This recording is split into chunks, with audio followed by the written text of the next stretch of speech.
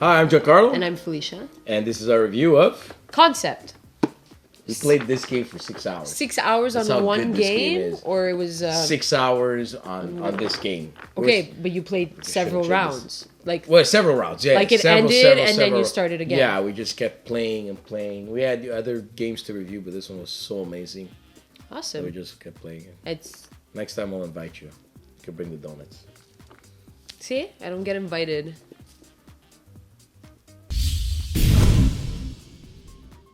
In Concept, players are trying to make the other players guess the word on their card using only conceptual images and icons found on the board.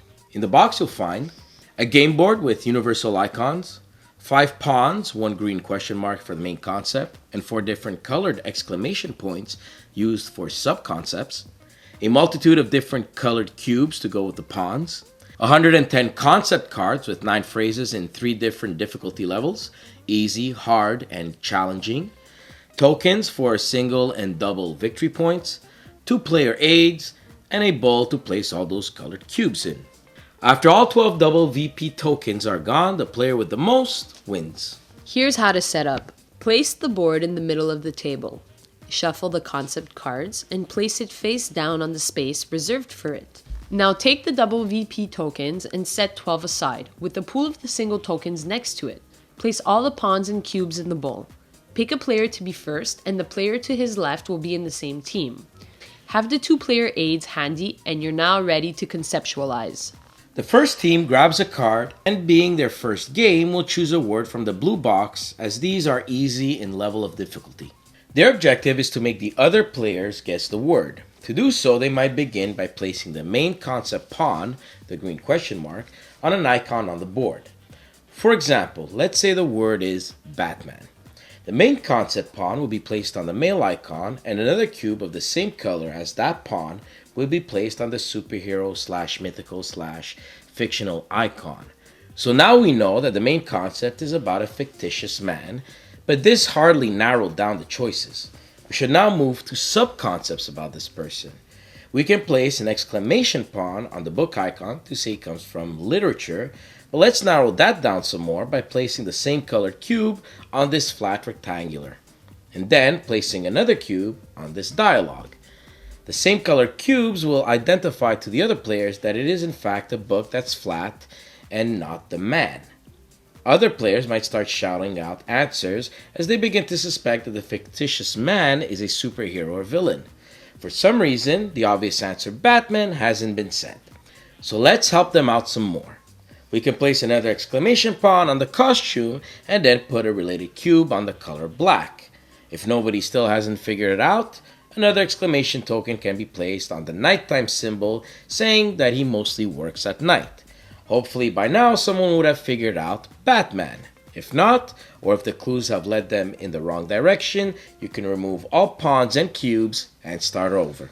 Remember that the order in which you place pawns and cubes drastically affect how good the clues will be. The only rule is not to communicate verbally with the players guessing, besides saying yes should they say a word that's in the answer. Whomever guesses the answer gets the double victory point tokens, and each team member giving the clues receive a single VP token each. Now the next 2 players get a go at it. When none of the 12 VP tokens remain, the players with the most wins. Concept is not like any game we've ever seen before. At first, we weren't that excited about it, but that changed very, very quickly. We quickly got into it, got addicted to it, and oddly enough, even in our competitor group, we quickly gave up on the point system and played as us against the board. It was like a co-op in the sense that the cards were the game's challenge and we had to work together to make our friends guess the word. It's funny how there's even an editor's note in the rules saying the same thing.